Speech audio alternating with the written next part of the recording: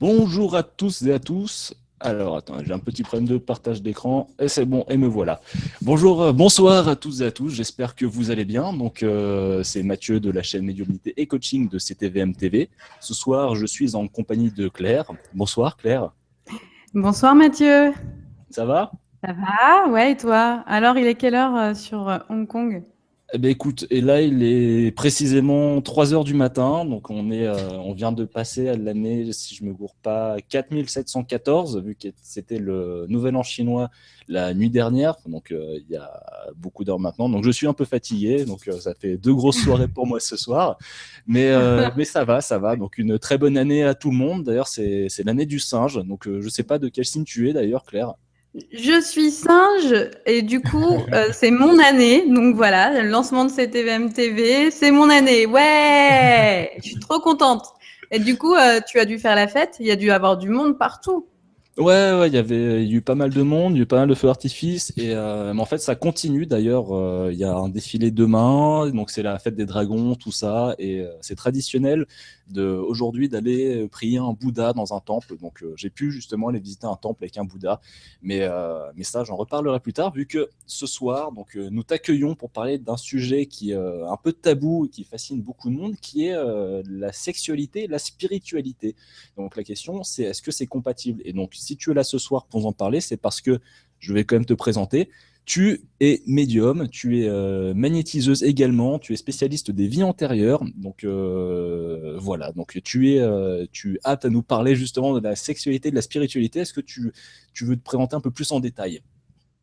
Oui, alors pour ceux qui ne me connaissent pas, je suis médium depuis mon enfance. Après, j'en ai fait mon métier aux alentours de l'année 2012, si mes souvenirs sont bons.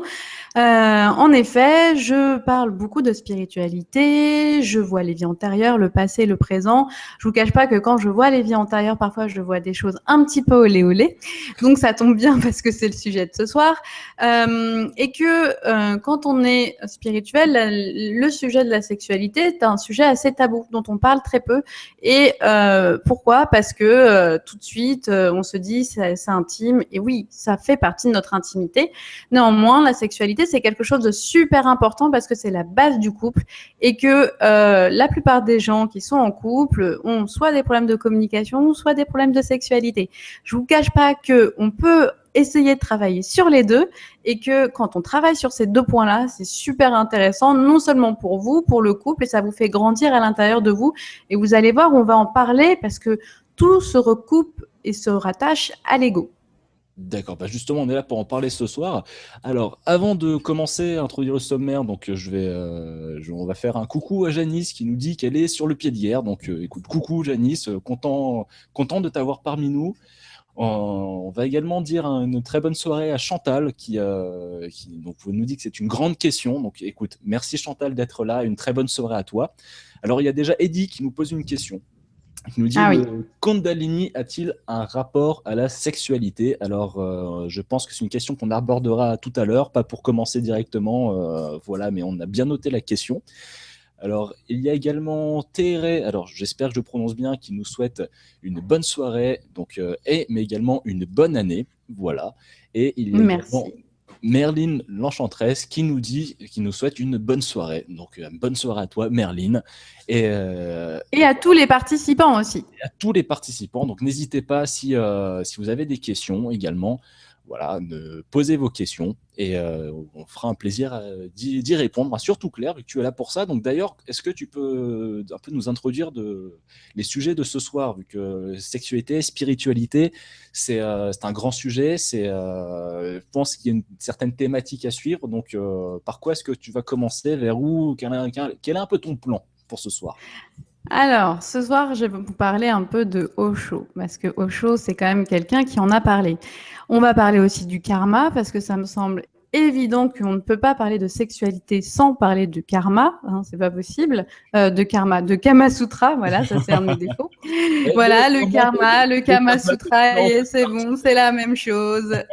Donc, on va parler de tantra avant hein, avec Osho et je vous ferai, d'ailleurs, tu partageras à l'écran un texte de Osho et ensuite, on va parler de ma vision de la place de l'ego dans la sexualité. Donc, ce sera en 3 parties et vous allez voir que c'est extrêmement intéressant. Alors, pour commencer, parce qu'on va commencer avec la citation de Osho, est-ce que tu peux la mettre? Il y avait même une image de lui. Alors, écoute, tu la partages. Alors, bon, pour les nouveaux, hein, Mathieu, et c'est la première, il est un petit peu stressé, ça se sent, mais c'est pas grave, hein, c'est le début. Ah bah c'est une nouvelle expérience pour moi, mais écoute, je suis très content d'en faire partie, et puis c'est quelque chose. Alors, tout que là, je n'arrive pas à mettre en place, mais c'est pas grave, parce que j'ai une autre solution. J'étais en train de dire, ouais, c'est quelque chose qui, moi, me plaît beaucoup de participer à ça, parce que c'est quelque chose qu'on voit notamment dans le coaching, tout ce genre de choses, c'est un peu le dépassement de soi, etc. Et c'est un Exactement. peu, ça me permet d'en faire partie ce soir. Alors, attends, je m'excuse, 30 secondes. Pas de souci. Si tu veux, si tu n'y arrives pas, je le fais. Alors, écoute. Tu préfères que je le fasse? Oui, voilà. Désolé pour ce petit problème. Alors, attends. Alors, il faut que tu me sélectionnes après. Ouais, alors, attends. Hop. Est-ce que tu me vois? Ouais. Oui, je te vois. Voilà, hop. Alors, tu me vois ou est-ce qu'on voit le partage? Oui, on voit le partage. Parfait. Donc, tu peux le mettre à l'écran. N'oublie pas que tu me sélectionnes pour pouvoir justement parler de Osho. Alors, vous le voyez, Osho, c'était une personne qui a vécu, alors je vais vous donner ses dates exactes, il est né le 11 décembre 1931 à Madhya Pradesh et il est mort le 19 janvier 1990 à Pune, Maharashtra. Bon, je ne suis pas une très bonne prononciatrice de l'hindi. Mais à la base, Osho ne s'appelait pas Osho, il s'appelait Rajneesh Chandra Mohan Jain. Alors, il a dit quelque chose de très intéressant et vous allez le voir, je vais le descendre. Voilà, vous voyez la personne. Voilà ce qu'il dit dans son livre Philosophia Perennis. Tu dois savourer l'esprit tantra. Pendant que tu fais l'amour, lâche le contrôle. Entre dans l'état non contrôlé. Entre dans l'état du chaos. Ce sera effrayant car ce sera comme une sorte de mort. Alors le mental dira contrôle. Il dira aussi plonge mais garde le contrôle autrement tu te perdras dans son abysse. N'écoute pas ce que le mental te dit. Perds-toi. Abandonne-toi complètement. Sans aucune technique, tu arriveras à une expérience intemporelle. Il n'y a pas deux, c'est l'unité. Une conscience sera là, une conscience lucide sera là, et tu sauras ce qui se passe, car tu seras en pleine conscience. Mais toi, tu ne seras pas là, la conscience sera là, tu dois savourer l'esprit tantra. Il ne s'agit pas d'une technique à apprendre. Et en fait, il a vraiment tout résumé. Vous allez le voir à la fin, quand je vais vous parler de la place de l'ego. Eh bien, en effet, il explique tout. Osho. Il explique tout. Ce qu'il faut savoir, c'est que la sexualité, on en a souvent fait quelque chose de tabou, comme je vous l'ai dit tout à l'heure. Et justement, il a été aussi assez décrié dans le mouvement, parce qu'il a fait également, il a été une des influences majeures du courant New Age. Alors le courant New Age, il y a du bon, il y a du moins bon. Il faut faire son tri, hein. C'est comme au marché. Il n'y a pas de mauvais, il n'y a pas de bon. Il y a le juste milieu. Il faut savoir prendre les bonnes choses. Et il fait partie de ces bonnes choses, Osho, parce qu'il a quand même donné pas mal d'informations sur le tantra. En fait, le tantra, il faut savoir qu'on n'enseigne pas ça comme une sexualité. Il dit simplement que le sexe peut être une source de félicité. Il faut l'utiliser comme un point de départ. Et dans la voie du tantra, on utilise l'énergie sexuelle, parce que n'oubliez pas que tout est énergie. Je vais juste m'arrêter le partage et puis comme ça tu pourras me remettre, Mathieu. Hop, j'ai celui-là. Arrêtez, comme ça tu peux me remettre. Voilà. Et te voilà, de retour. Et voilà, et du coup, je disais que le tantra, c'est l'énergie sexuelle, c'est une énergie. Et qu'est-ce que l'on a tendance à faire quand on est, par exemple, pollué par son mental et donc par son ego? Eh bien, en fait, on a besoin de le combattre. Par exemple, en méditation, quand on a plein d'informations, on a envie de le combattre. Et on va se dire, ouais, c'est pas bon, ça, c'est pas bien, faut pas que je pense à ça et tout. Eh bien, voilà, on est encore dans le combat, alors qu'en fait, il faut transformer cette énergie. Il ne faut pas la considérer comme un ennemi. Il faut la traiter en ami. Donc, la sexualité, c'est la même chose. Le tantra dit aborder l'acte sexuel comme si vous entriez dans un temple sacré, Considérez l'acte sexuel comme une prière, une méditation. Percevez son côté sacré. Le sexe ne doit pas rester du sexe. J'entends bien ne doit pas rester du sexe. Et ça, c'est très important, on en parlera tout à l'heure. Il doit être transformé en amour. Et l'amour ne doit pas rester de l'amour. Il doit être transformé en lumière, en expérience méditative, dernière et ultime apogée mystique. Seul le tantra peut créer un homme nouveau, un homme qui aura connu un état au-delà du temps et de l'ego, et qui en peut en qui peut agir un profond sentiment de non-dualité dans l'existence. Eh bien, tout ça, le tantra résume exactement ce que l'on doit réussir à faire. Parce qu'en fait, dans la sexualité, on retrouve les mêmes choses que l'ego, et du coup, on est encore dans une forme de jugement de l'autre, de jugement des autres, et on va parler justement de comment franchir ces étapes, parce qu'il est bien question d'étapes dans cette sexualité. Alors, avant de vous parler de ces différentes étapes, j'aimerais quand même parler du Kama Sutra, puisque le Kama Sutra, en fait, c'est quand même un livre qui en parle. Alors, bien évidemment, on pense que le Kama Sutra, on ne parle que de sexualité. Je vous rassure tout de suite, non, on ne parle pas que de sexualité. Et d'ailleurs, c'est au grand détriment de ceux qui veulent acheter ce livre en disant « Ouais, je vais me rincer l'œil et je vais avoir plein d'images sexuelles ». Alors, vous en avez, mais vous n'avez pas que ça plutôt. Vous allez avoir d'autres choses. D'ailleurs, je vais vous partager encore les images. Alors, la sexualité et la spiritualité. Alors, j'en profite parce que j'ai une question dis-moi. de TRF qui nous dit, donc voilà, nous sommes conscients de l'acte sexuel.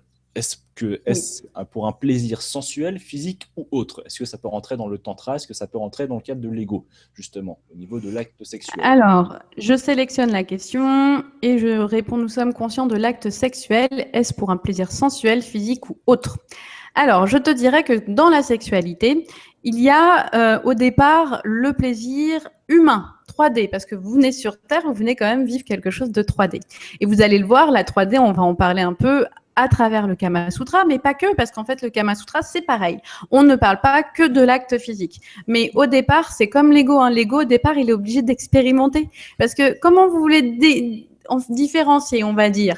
Je vais prendre une chose assez simple. Un vin rouge qui n'est pas très bon, un sublime vin rouge. Eh bien, il faut commencer par goûter le vin rouge qui n'est vraiment pas très bon. Eh bien, c'est pareil dans la sexualité. Comment vous voulez savoir un moment découvrir une sexualité qui va vous transformer sans avoir expérimenté la sexualité 3D? Ça va être très compliqué parce que de toute façon, chaque humain passe par une phase 3D. Où on a envie d'expérimenter la chair, le physique, et d'aller dans ses fantasmes. Parce que pareil, l'ego, au départ, il a plein de fantasmes. Il va falloir les assouvir, ces fantasmes. Parce que si on les assouvit pas, eh bien, il se passe quoi? Non, mais ça, c'est la journée sexualité, donc on se lâche. Pas de jugement. S'il y a des mots qui sortent, c'est pas grave. Si on n'assouvit pas sa sexualité, en tout cas ses fantasmes, ça va créer de la frustration. Soit on peut ne pas, il y a des fantasmes qu'on ne peut pas assouvir. Certes, au moins se dire ok, c'est un fantasme, je l'accepte et je ne je ne le rejette pas. Parce que si on commence à rejeter sa sexualité et du coup même ses fantasmes, eh bien ça va être une catastrophe parce que vous allez encore créer de la frustration à l'intérieur de vous et du coup vous allez donner du mal-être à votre ego. Donc, on va revenir au Kama Sutra. J'espère que j'ai pu répondre, à ta question, mais de toute façon, on va en parler. On y reviendra, je pense, de toute façon. Puis ouais. Et en tout cas, ce qui est sûr, c'est est-ce que nous sommes conscients de l'acte? Quand on est dans de la 3D pure, je pense qu'on n'est pas vraiment conscient de l'acte parce qu'on est déjà dans une projection. C'est-à-dire que tu as envie de faire l'amour, tu te dis ouais, je vais la prendre comme ça, je vais faire ça. Et en fait, tu vis pas le moment présent. Par contre, tu es conscient quand même que tu vas faire l'amour. J'aime bien parce que Mathieu le Vénusien est tout timide, il est tout gêné, c'est Mimi. Voilà. Comme quoi, les hommes un peu timides, ça existe. Et c'est vrai qu'en fait, en matière de sexualité, les femmes sont beaucoup plus ouvertes qu'on imagine. Et je pense que c'est les hommes qui ont beaucoup plus, parfois, de difficultés. Alors, pas tout le monde, il ne faut pas en faire une généralité, mais c'est vrai que vous, les hommes, finalement, il y a un côté un peu secret et un côté où on n'en discute pas autant. N'est-ce pas, Mathieu? Alors, écoute, je ne sais pas trop comment rebondir là-dessus, donc... Il n'y a pas de souci. Oui, après, donc, Je pense qu'effectivement, même d'un point de vue, effectivement, là-dessus, généralement, les femmes sont plus à l'aise par rapport à ça, même au niveau de la spiritualité, de développer ça et de prendre des chemins, des cheminements, de passer ces étapes, vous avez peut-être moins peur aussi. Il y a un peu cette dimension plus de recherche aussi, de travail sur soi qui est peut-être plus accessible pour les femmes. Alors oui, mais elle est plus accessible, mais elle est possible aussi pour les hommes. En fait, c'est vrai que vous, les hommes, vous jugez souvent. Entre vous, même dans votre sexualité, vous vous jugez énormément. J'ai été moins performant, je n'ai pas le sexe d'un tel. Allez, vous êtes rentré dans l'ego. N'oubliez pas que l'ego, c'est quoi? C'est le jugement. C'est la peur aussi. Beaucoup d'hommes ont peur. Donc, en fait, le problème, je dirais la majorité des hommes, c'est qu'ils vont beaucoup mentaliser. Donc, ils vont être dans l'ego et ils vont déjà même se faire des projections sur leur première relation sexuelle. Ils vont déjà l'imaginer dans tous les sens. Alors en plus, les films porno, ça aide pas. Mais en même temps, ça aide, tout est utile. Les films porno peuvent vous faire comprendre comment la sexualité fonctionne, mais après, il faut pas vous dire que les films porno vont être une réalité parce que souvent, les hommes sont déçus. Et d'ailleurs, j'ai une chose qui est très simple. J'ai rencontré beaucoup d'hommes qui ont une sexualité difficile à cause des films porno parce qu'ils étaient tellement dans la projection que lorsqu'ils, je vais utiliser un mot sexuel, ils se masturbaient, et bien en fait, au moment du rapport sexuel, ils étaient restés sur une idée et sur des sensations, des sensations qu'ils ne retrouvaient pas lors du rapport sexuel. Parce que la main peut avoir une pression que, par exemple, le sexe féminin n'a pas forcément, en tout cas moins ou différemment. Et c'est vrai que du coup, l'ego va vraiment au départ être dans la position, il va être dans l'image, il va être dans la sensation, et ça fait partie quand même des expériences que l'on doit faire. À travers mon expérience, j'ai aussi découvert comment fonctionnait l'ego et j'ai réussi à arriver au stade ultime. Mais attention, je vous expliquerai que le stade ultime, il n'est pas si simple que ça. Il n'est pas évident et puis de toute façon, il faut être deux pour être dans ce stade ultime. Donc, on va revenir sur le karma et ensuite on prendra. Tu veux peut-être répondre à Énergie Lumi? Oui, je vais prendre. Alors, c'est bien, nous sommes sur le Kama Sutra, pas le karma. Sinon, oui, le Kama Sutra. Non, mais moi, je suis trop dans le karma, c'est le problème. Alors, Énergie Lumi, bonsoir à toi, nous dit coucou Claire. Donc, heureuse de te voir, c'est Sandra. Donc, tu l'as croisée ce week-end. Elle nous pose la question si on a des interventions chirurgicales du type césarienne, épisio, kyste au coccyx, toutes localisées près du chakra racine, est-ce que ces coupures peuvent perturber énergétiquement l'acte sexuel? Ah, ça, c'est une bonne question. Alors, oui, ça peut couper, parce que ça peut couper quelques énergies. Néanmoins, on peut toujours reboucher les énergies. N'oubliez pas que le chakra, pareil, c'est une énergie, mais on peut se réénergiser de ce chakra. C'est-à-dire que vous pouvez aller voir un magnétiseur qui va reboucher les trous énergétiques qui ne vont pas. Et vous allez pouvoir aussi, vous, le faire vous-même en visualisant, par exemple, au niveau de l'utérus, en visualisant de la lumière, du rose, et vous pouvez dire vous-même que vous rebouchez votre trou énergétique. N'oubliez pas une chose, le corps éthérique, qui est relié au corps physique, d'accord, a une énergie. Quand on coupe des membres, je me rappelle de Pierre Jonas, parce que j'avais discuté avec lui, et c'est un très grand magnétiseur, il avait raconté qu'en fait, il magnétisait même parfois des zones où il n'y avait plus de membres, par exemple un doigt. Et en fait, la femme d'un monsieur qui magnétisait lui avait dit « mais à quoi ça sert de magnétiser ce doigt ?» Et il avait répondu « bah, tout simple, il y a encore de l'énergie éthérique. » Et beaucoup de personnes parlent de douleurs fantômes. Eh bien, en fait, ces douleurs fantômes, c'est lié à votre corps éthérique. Donc, pareil, c'est-à-dire que dans le corps éthérique, il y a des trous, il y a des difficultés, mais ça ne veut pas dire quand même qu'on ne peut pas réparer. Ça va être un travail de comblage énergétique, puisqu'on peut trouver des trous, et du coup, on va essayer de remettre de l'énergie là où il y a eu des trous. Donc, on peut justement faire en sorte que ce chakra se réharmonise. Après, je vous dirais que, alors là, c'est dans le cas d'opération. Maintenant, dans le cas de maladie, il y a aussi parfois des rééquilibres du corps à faire avec de l'alimentation. Et je prendrai une petite réaction de TRTE qui dit « Non, Claire, je me dis pas ça. » Ouais, il y a plein d'hommes qui se le disent, je te le dirai. Et il y a pareil, Énergie Lumi qui dit « Bonjour et courage à Mathieu, que je ne connais pas, je t'envoie du courage. » Eh bien, écoute, merci beaucoup, Énergie Lumi. J'accepte avec grand plaisir ce courage et je te souhaite une bonne soirée en notre compagnie. Bah, je vais continuer de faire le tour. Donc, il y a Adi qui vient de nous dire à l'instant, bonsoir tout le monde. Ça parle pas mal de sexe en ce moment sur chaîne spirituelle. C'est pas un hasard, je suppose. Alors, Bonne question. effectivement, c'est une bonne question. Pour nous, c'est un sujet qui est intéressant et justement qui pourtant est très tabou, en fait, surtout dans le domaine de la spiritualité. Donc, c'est pour ça qu'on en parle ce soir. Alors, également, Eva Lala 42 qui nous dit Alors, je vais juste bonsoir. rajouter une petite chose. Vas-y, Allez, je je t'en te prie. coupe 2 secondes. Adi, pourquoi on parle de sexualité aujourd'hui et que c'est pas un hasard? Parce qu'il y a un changement de conscience. Et comme il y a un changement de conscience, eh bien, en fait, on veut aussi faire évoluer les personnes vers une autre spiritualité, en tout cas une autre sexualité, parce que de toute façon, tout est lié. Si l'ego monte, eh bien aussi la conscience monte. Donc, même la façon dont on va traiter la sexualité va monter. Et en effet, aujourd'hui, comme on est dans cette élévation, la sexualité est un sujet dont on doit parler. D'autant plus qu'il y a de plus en plus de bachers qui vont se retrouver.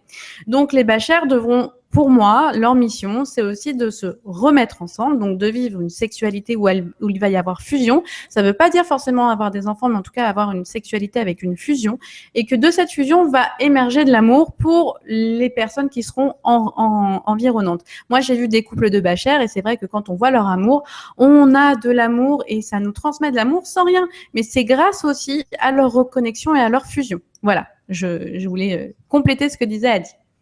Eh bien, écoute, merci beaucoup. Donc, je poursuis. De toute façon, je pense qu'on reviendra tout ça, notamment au Bachar, etc., sur la question de l'ego par la suite. Je fais juste le petit coucou d'Eva Lala qui nous dit bonsoir Claire Mathieu, heureuse de vous retrouver pour un sujet très chaud. Donc, nous sommes heureux de te retrouver également. Et maintenant, Claire, je te propose donc d'enchaîner sur le Kama Sutra. Qu'est-ce que tu peux nous en dire?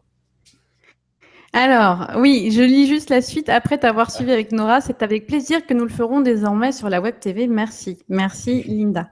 Alors, oui, le Kama Sutra, et du coup, je vais continuer à partager cette sexualité et spiritualité. Je te partage à l'écran. Vous voyez, on va rentrer dans des positions un peu osées. Mais je vais vous parler un peu du Kama Sutra. Oups, j'ai ouvert une fenêtre qui n'était pas la bonne. Je vais vous parler quand même un peu du Kama Sutra. Parce que c'est quand même extrêmement intéressant de savoir que le Kama Sutra, ça veut dire le désir et l'aphorisme. Kama, c'est le désir, et Sutra, ça veut dire l'aphorisme du désir. C'est un recueil indien qui parle de la vie de couple et qui a été écrit au 6e et 7e siècle. Donc, ça remonte quand même à loin. N'oubliez pas que l'aphorisme, pour ceux qui veulent savoir que veut dire ce mot, ça veut dire une sentence. Voilà, c'est une sentence. Voilà, la sentence, ça a une signification un peu dure, on va dire la sentence du désir. Et c'est un recueil indien qui a été écrit entre le 6e et 7e siècle et qui est attribué à Vatsyayana. J'espère que je le prononce bien et que je ne l'écorche pas trop. Hein. Ce qu'il faut savoir sur ce recueil, c'est qu'en fait, il fait partie d'un ouvrage indien spécialisé dans les arts amoureux et les pratiques sexuelles.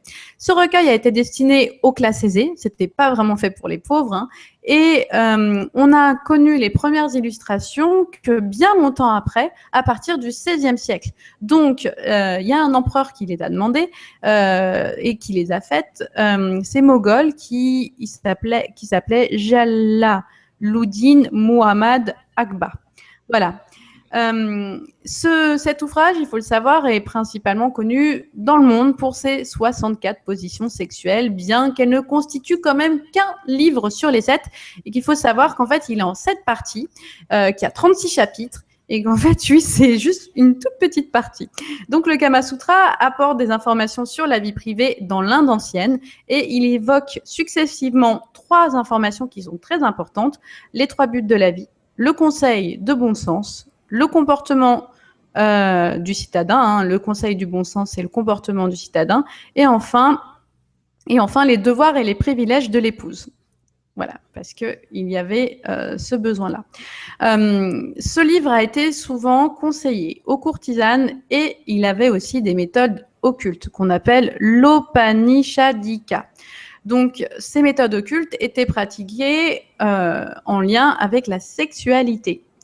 Alors, il faut savoir que l'ouvrage, qui est en fait des textes anciens indiens, on peut le lire également comme une allégorie de l'union. Alors, on voit ça dans le yoga, au divin. Donc, de l'union du physique au divin. N'oubliez pas que vous êtes venu sur Terre pour expérimenter le physique et le transcender en divin. Tiens, ça nous rappelle quelque chose. Alors, et bien sûr, ce livre prodigue des conseils de séduction pour une vie harmonieuse dans le couple, notamment au travers de positions sexuelles. Il faut savoir que pour la plupart des gens, on se dit souvent que le Kama Sutra, c'est assez simple, alors qu'en fait, c'est extrêmement riche. Il faut savoir que le Kama Sutra, c'est pas exactement un livre consacré à la sexualité humaine. Ça traite aussi du mode de vie d'une personne cultivée qui devrait se connaître. Il aborde aussi les thèmes de la musique, de la nourriture, des parfums. Bref, c'est vraiment un art de vivre. À l'origine, le Kama Sutra, c'était essentiellement destiné aux hommes et aux courtisanes. Et puis, le livre a plu aux femmes et aux couples, bien évidemment. Et les hommes, d'ailleurs, ont été assez intéressés parce que dans ce livre, il est question de se dire que la sexualité ne passe pas que par la pénétration. Et oui, la sexualité ne passe pas que par la pénétration, elle passe aussi par les baisers, le toucher. Alors, je vous montre une autre image. Voilà, là, ça, le toucher, les baisers, le toucher, les caresses, les morsures et même les griffures pour ceux qui aiment. Et il décrit un certain nombre de positions, mais également de comportements à tenir par les partenaires pour laisser ensuite place à leur imagination. Alors, à l'époque où l'ouvrage a été rédigé, la femme jouissait d'une certaine liberté, beaucoup plus qu'aujourd'hui, étonnamment. Encore une fois, on est parfois dans une période de régression. Et on trouve dans l'ouvrage des injonctions pour l'épouse fidèle qui s'occupe de la maison, mais qui côtoie aussi d'autres conseils pour la séduction et la manière de tromper son époux. Donc, on parle aussi de tromperie. Il est question dans ce bouquin de remariage des veuves, qui sera interdit plus tard dans l'histoire de l'Inde. Et alors, à l'époque, c'était quand même décrit comme acceptable. Et d'ailleurs, dans le Kama Sutra, on parle aussi d'homosexualité féminine et masculine, qui est un aspect jugé naturel de la vie sexuelle. Pour eux, c'est une expérience de vie. Alors ça, c'est important. On parle d'expérience et ça, l'ego, il ne fait que ça, expérimenter. Et nous sommes venus sur Terre pour expérimenter. Donc là, vous voyez, alors c'est vrai que du coup, moi, c'est en tout petit. Comme c'est moi qui partage, j'avais oublié ça. Clac. Et je vais mettre un peu en plus gros. J'espère que vous voyez bien. Hop, voilà, on voit les différentes positions. Alors, j'ai pas trouvé mieux, hein. J'ai pas trouvé mieux, mais on voit les différentes positions que l'on peut retrouver dans le Kama Sutra. Alors, moi, je vais revenir. Alors, je vais arrêter le partage. On va revenir et peut-être répondre à quelques questions. Tout à fait, justement. Alors, j'ai une question que nous a posée David depuis quelque temps déjà, donc qui nous demande, donc c'est très intéressant justement parce qu'on parle de l'ego et du sexe 3D. Donc, comment faire l'amour sans partenaire, juste par la spiritualité? Alors, je compléterai sa question. Est-ce que c'est possible déjà? Ah, bonne question. Alors oui, on peut faire l'amour sans partenaire, puisqu'en fait, quand on arrive à un certain degré, en fait, la sexualité, elle passe par tous les sens, d'accord? Quand on arrive à un certain degré, elle peut passer dans tous les sens. On peut vraiment, en fait, être dans une visualisation où on visualise cette partenaire et on est dans l'amour. Il faut savoir que dans l'ego, on nous a appris, d'ailleurs, les Grecs en parlaient déjà, il y a quatre types d'amour, dont un qui est très intéressant, c'est l'éros, c'est l'amour charnel. Et nous devons arriver à l'amour inconditionnel qui s'appelle agapé, si mes souvenirs sont bons. Donc, l'éros, c'est la partie charnelle, et ensuite on arrive dans l'amour inconditionnel. La sexualité, c'est une expérience de vie pour pouvoir ensuite vivre l'amour pleinement, mais l'amour spirituel. Donc, on peut réussir à faire l'amour sans partenaire, mais ça doit passer par des étapes parce que y arriver comme ça d'un coup, ça va être très compliqué parce qu'il faut quand même comprendre comment fonctionne notre ego et être en fusion avec notre âme et avec notre ego parce que c'est aussi l'objectif pour pouvoir arriver à ce résultat-là. Mais c'est possible. À un moment, on peut être vraiment dans la félicité, dans la transcendance. On peut, très vulgairement, on peut atteindre le nirvana. Enfin, c'est pas vulgaire finalement. On peut atteindre le nirvana sans avoir besoin de faire l'amour. Rien que par la pensée, rien que par l'esprit. Et d'ailleurs, ça me fait penser à une citation de Woody Allen que je vous ai notée normalement. Ah non, je ne l'ai pas notée, mais je l'ai en tête, qui disait que son plus grand organe sexuel, c'était son cerveau. Donc oui, en effet, notre cerveau peut faire énormément de choses puisqu'il est connecté à ce que l'on appelle notre glande pinéale et c'est là où le travail se fait. C'est-à-dire qu'à un moment, on peut arriver à un tel degré de spiritualité qu'en fait, l'amour, juste avec une respiration, jusqu'avec une connexion avec notre être divin ou avec notre bachère à distance, parce que ça aussi c'est possible, de faire l'amour à distance avec notre bachère. Moi, j'ai eu déjà une personne qui m'a expliqué ça. Eh bien, on peut être dans une félicité, dans une spiritualité, sans avoir une partenaire physique. Et du coup, être dans ce divin, on va dire. D'accord. Bah, je pense que c'est une réponse très complète pour David. Bah, en tout cas, David, si jamais tu as d'autres questions par rapport à ça, n'hésite pas à nous les poser. Alors, j'ai également Thérèse qui nous repose une question, qui est très active ce soir. Donc, merci beaucoup de participer autant.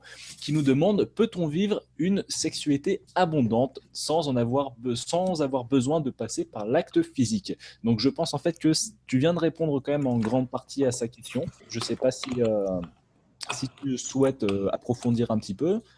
Oui, on peut passer à une sexualité abondante. C'est-à-dire qu'on peut être dans la jouissance permanente parce qu'en fait, quand on parle de sexualité, on parle de jouissance permanente. Il y a un très bon film sur ce sujet que j'avais vu il y a de ça plusieurs années qui s'appelle Samsara, qui est de 1996 et que je conseille.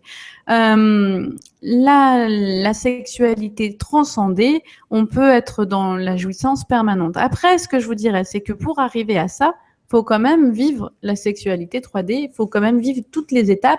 Il faut reconnaître quand vous êtes vraiment en fait en fusion entre votre âme et votre ego. C'est-à-dire que vous avez fusionné. Pour arriver à ça, il faut vraiment que vous soyez dans une plénitude. C'est-à-dire que vous devez vous aimer à 100%, être dans l'amour à 100%, sans en arriver dans le narcissisme, bien sûr. Donc en fait, on est vraiment en plein dans le développement personnel, dans le coaching, justement, parce que on voit ça, c'est une thématique qui est forte et dont on va parler d'ailleurs dans le cadre de cette chaîne plus tard. C'est la confiance en soi et l'estime de soi, donc qui est une étape importante. De toute façon, on ne peut pas arriver à avoir une sexualité qui aille jusqu'à la plénitude sans avoir une plénitude intérieure. C'est ce que tu es en train de nous dire, en fait. On est vraiment obligé de passer par cette étape-là. Exactement. Et en fait, on va rentrer ensuite dans la place de l'ego dans la sexualité, mais pour arriver à l'étape ultime, il faut passer par plusieurs étapes. C'est hyper important.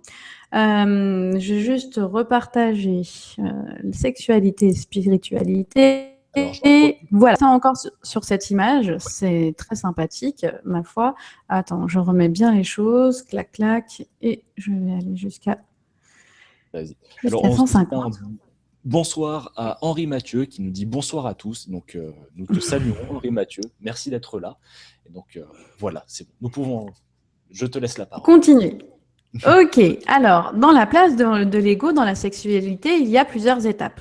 Je vais vous les expliquer. Notre mental, première étape, c'est notre mental nous pilote. Nous commençons une sexualité pilotée par le mental. Nous pensons, lorsque nous faisons l'amour, nous imaginons ce que notre mental voudrait. Nous nous projetons. Et d'ailleurs, pour moi, en tout cas, ça a été le cas. C'est qu'au départ, dans ma sexualité, je pensais à tout, sauf à la sexualité. C'est-à-dire que j'étais déjà à deux mains en train de faire je sais pas quoi, alors que j'étais en train de vivre un acte sexuel. Mais je n'étais pas dedans. Et beaucoup de personnes sont dans ce cas-là. C'est-à-dire que au départ, on est tous dans notre mental et on pense à plein de choses. Alors, qu'est-ce qui va se passer demain ou alors, on va se projeter, on va se dire, OK, là, cette position, elle est géniale, mais on doit penser à ça, et puis ça, et puis ça. Et puis, ce qui est très important aussi dans cette étape-là, c'est ne pas vouloir absolument donner du plaisir à l'autre. Alors, souvent, je l'ai mis en 5, mais je le mettrai en 2. Souvent, plein de personnes commencent leur sexualité en disant, mais je dois faire le meilleur de moi, je dois donner le meilleur de moi, je dois faire absolument tout pour que la personne soit heureuse. Alors, oui, il faut faire en sorte que la personne soit heureuse. Mais il ne faut pas vous oublier. Parce que si vous vous oubliez, en fait, vous passez à côté de votre propre rapport sexuel. C'est-à-dire que vous passez à côté de la chose. C'est-à-dire que vous allez penser tellement au plaisir de l'autre que vous n'allez pas vous concentrer sur votre propre plaisir. Ce qui fait qu'en fait, la personne qui est votre partenaire ne ressent pas ce plaisir aussi. Et moi, je l'ai vécu. J'ai vécu le fait que la personne se donne tellement à fond et qu'elle pense aussi, parce que ça arrive, il y a beaucoup de partenaires qui pensent, alors voilà, faut que je fasse ci, faut que je fasse ça. Eh bien, en fait, que la sexualité, vous passez à côté. La partenaire ressent aussi cette énergie. Vous n'avez pas besoin de le dire, la partenaire le ressent. Elle le ressent énergétiquement. Moi, je le ressens à travers ma Kundalini. Tout à l'heure, une personne parlait de la Kundalini, c'était Edith Estan. Eh bien, en fait, oui, ça va passer par mon chakra racine, ça va passer par mon canal Sushumna et ma Kundalini. Je vais ressentir cette énergie plus ou moins forte.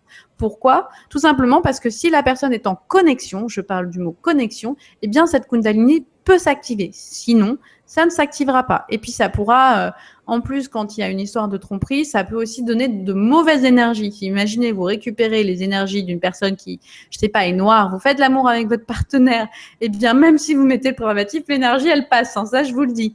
Ça, c'est sûr, l'énergie passe. Il n'y a pas besoin de préservatif pour que l'énergie passe. Donc, il est important, même pour vous, lorsque vous êtes dans un rapport sexuel, de vraiment, ce qui serait le top du top, c'est de faire une petite méditation pour vous dire, je purifie mon corps, je purifie mon âme, je purifie mon esprit. Vous prenez 2-3 minutes, hein, vous visualisez du blanc autour de vous et vous allez commencer à vous dire, ok, je m'active et je me connecte dans ma sexualité. Donc, il ne faut surtout pas, alors, je dis qu'il faut faire un échange, mais il faut surtout pas se dire, je dois être là pour ma partenaire et je ne pense pas à moi. La sexualité, c'est un échange. Vous êtes obligé de respecter la partenaire que vous avez en face de vous et de penser aussi à vous, parce que ça passe par là. Si vous pensez au plaisir de l'autre, vous ne penserez pas à votre propre plaisir. Du coup, il n'y aura pas d'échange. Alors, donc ça, c'était le deuxième point. Le troisième point, c'est, on l'a dit tout à l'heure, Mathieu, c'est l'acceptation de notre corps. Alors ça, c'est super important. L'acceptation de notre corps. Alors, je vais mettre une autre image, comme ça, voilà, on a vu. Hop, c'est beau, hein. Je les ai choisis. L'acceptation de notre corps, de notre personne, tant que vous n'aimez pas votre corps à 100%, vous avez moins de chances de vivre une sexualité épanouie. Parce que, en effet, même pour arriver justement à ne plus avoir de partenaire sexuel, il va falloir que vous vous aimiez à 100%. Alors là, les amis, si vous ne vous aimez pas à 100%, bah, c'est compliqué. Je vous le dis tout de suite, c'est très compliqué. Je me remets un peu. Hein.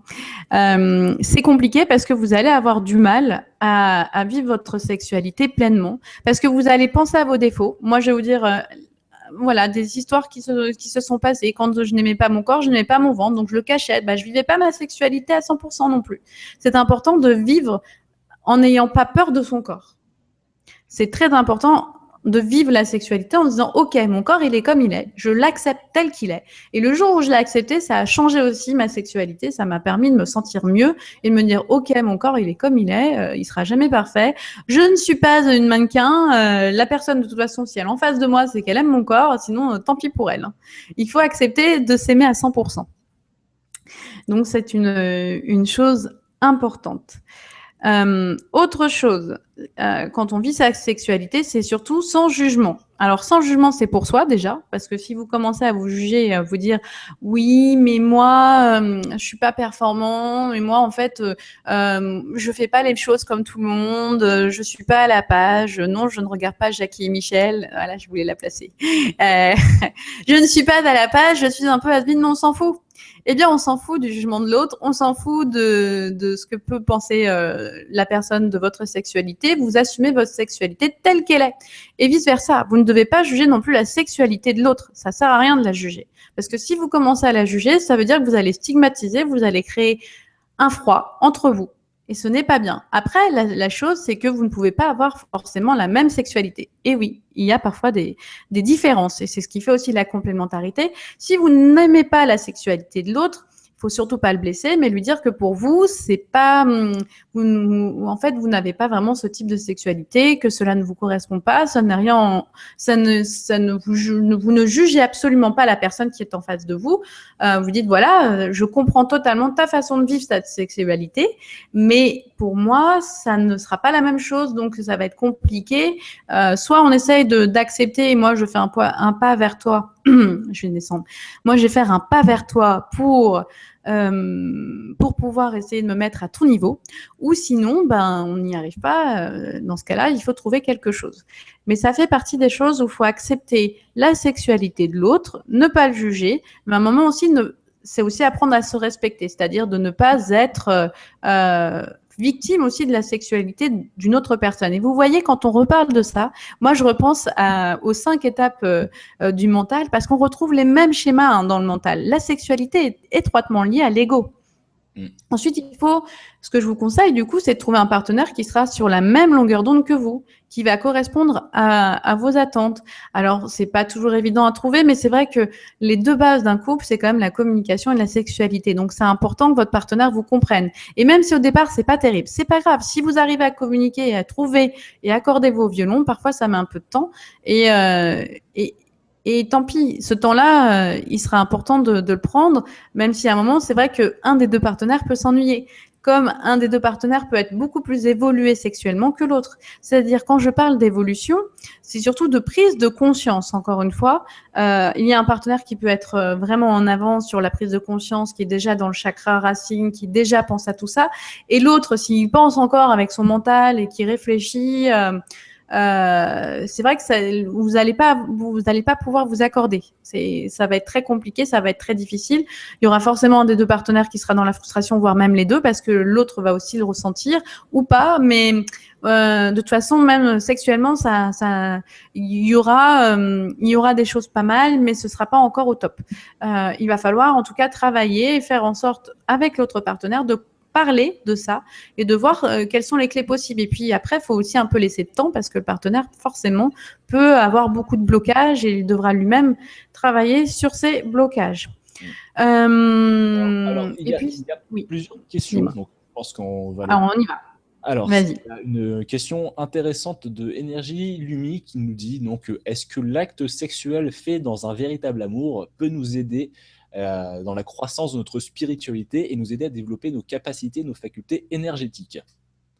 Alors, est-ce que l'acte sexuel fait dans un véritable amour? Bien sûr que l'acte sexuel...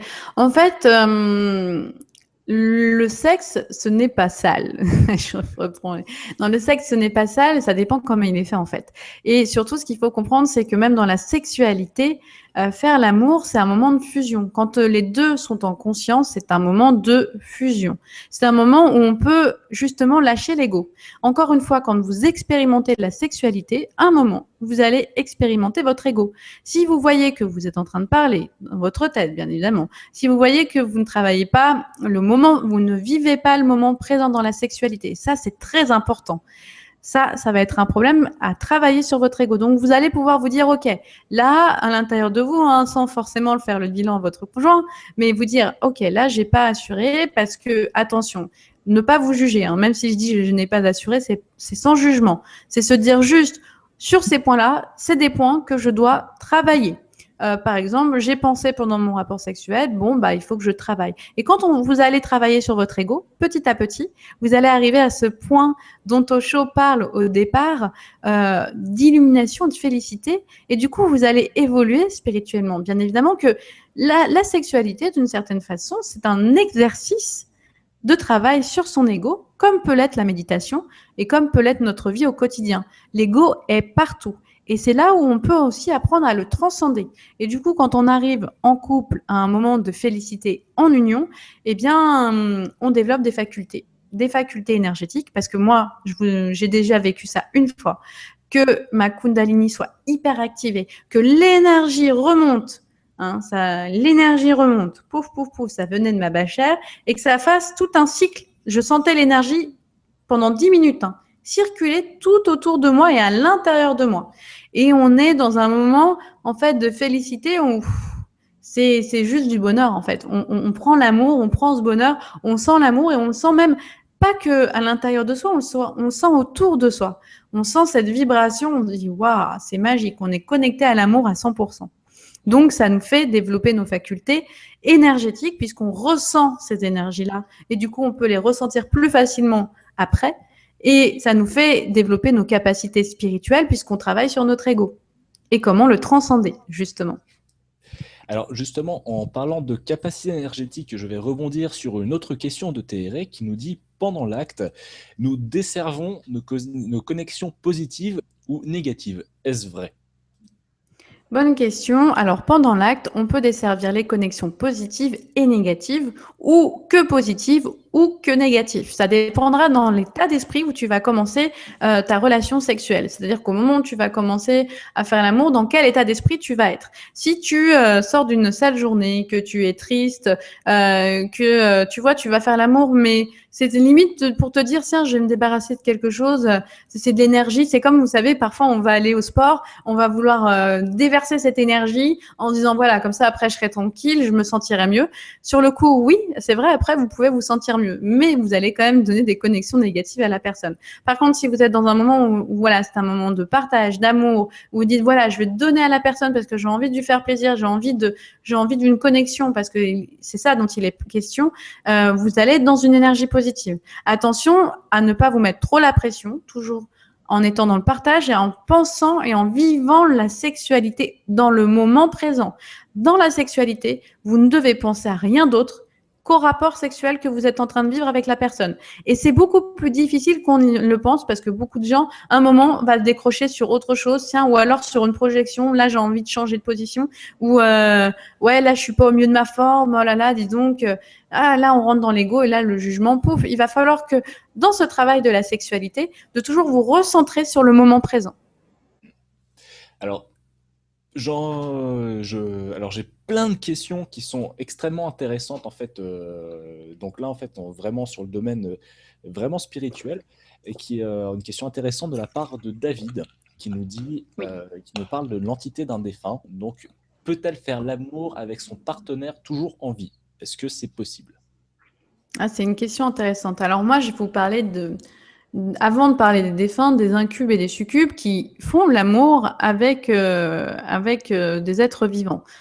C'est des entités qui font l'amour avec des êtres vivants. J'avais vu un reportage dessus et donc c'est possible. Alors une entité défunte peut aussi venir.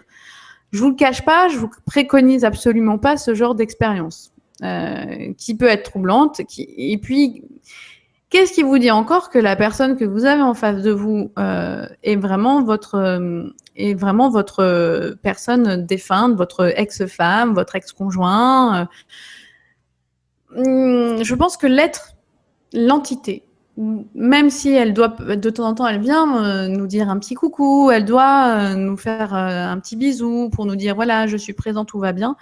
Une entité, le mieux c'est qu'elle aille vers la lumière et que même quand elle vienne vers la lumière pour nous faire un petit coucou, ça ne reste pas dans cette énergie sexuelle. Je pense que c'est possible, c'est faisable, mais c'est pas quelque chose à préconiser parce que ça veut dire que l'entité va revenir proche de la matière. Donc ça veut dire qu'elle va se rapprocher de vous. Alors certainement, que cette entité-là n'a pas encore passé l'étape de la lumière, d'accord? Donc elle est encore dans l'astral, mais ce n'est que la rapprocher de l'astral que de rester avec elle pour faire l'amour.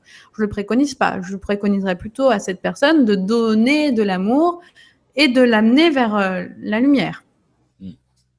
Oui, et puis en plus, dans ces cas-là, il y a peut-être toujours un risque que, effectivement, l'entité en question ne puisse pas vraiment vérifier son identité, que ce soit quelqu'un qui l'usurpe, qui se fait passer pour, comme ça arrive Exactement. assez souvent. D'ailleurs, on aura un thème très intéressant sur le channeling là-dessus, justement, sur la communication Oui. là-dessus, est-ce que c'est dangereux ou pas, donc on en rediscutera. Je pense que ce sera une émission pourra t'intéresser, David. Je me permets de te tutoyer, excuse-moi. Tu peux. Non, mais tu ne t'excuses pas. Il est tout timide, c'est Mimi, Mathieu le Vénusien. Non, t'as pas besoin de t'excuser. Je pense qu'ici, en fait, les gens se tutoient. C'est Mimi, j'adore. Je pense que les filles aiment bien un peu ton côté tout timide. Bon, alors c'est parti, je vous tutoie tous. Alors Oui, tu peux tutoyer. alors j'ai d'autres questions également. Alors, j'ai une question de Eddie qui nous demande Oui. la sexualité entre homosexuels ou lesbiennes est-elle compatible avec la spiritualité?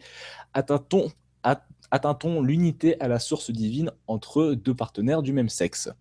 Ah, c'est une bonne question qu'il pose là. Justement, dans le Kama Sutra, tout à l'heure, je vous ai dit que la sexualité homosexuelle était abordée. D'accord Eh bien oui, la sexualité entre deux personnes homosexuelles, s'ils sont très spirituels, ils peuvent arriver à quelque chose de formidable. Ils peuvent arriver à une connexion. Ça peut choquer les gens parce qu'ils se disent c'est pas possible, mais c'est pas deux êtres naturels, machin, bidule, blou. Je vous dirais que la sexualité, parfois, elle dépasse l'au-delà et l'entendement. Attention, je dis pas que tout est bon, il faut savoir faire le juste milieu. Je n'approuverai pas dans la sexualité certaines déviances, par exemple. Je n'accorde aucun crédit à ce genre de déviance. Néanmoins, entre personnes homosexuelles, il y a de l'énergie qui passe. N'oubliez pas. L'énergie sexuelle, c'est une énergie. Vous avez tous une Kundalini. Vous avez tous la Kundalini, elle se trouve, le canal de Sushumna, il se trouve où? Au niveau du périnée, c'est-à-dire entre votre sexe et votre anus. Donc, voilà, c'est l'énergie, le canal éthérique, il y est. Donc, si deux personnes homosexuelles s'aiment et font dans leur amour quelque chose de commun, qu'ils sont vraiment connectés, qu'ils laissent leur ego de côté et qu'ils essayent de faire un vrai travail spirituel, ils pourront trouver cette connexion et arriver à cette félicité. En fait, pour moi, de mettre les homosexuels en disant c'est mal et tout, arrête. On doit arrêter ce jugement. On doit arrêter ce jugement de valeur parce qu'en fait, une âme est une âme. Je vais vous dire, l'âme est une âme. Et quand je vois des gens dans le karma, parfois je vois des personnes qui ont trop de féminin parce qu'en fait, dans leur incarnation passée, elles n'étaient que des femmes. Donc, leur énergie est encore très féminine. Et c'est là où, en fait, il faut arrêter de juger la personne parce qu'en fait, il y a des gars qui ont eu tellement de vie féminine qu'ils sont plus féminins aujourd'hui. Et puis, je vais vous dire une chose, on doit tout expérimenter encore une fois. Donc, qui dit tout expérimenter, on doit expérimenter dans chaque incarnation différents bords. Moi, je me rappelle très bien, dans une incarnation passée, d'avoir été homosexuelle.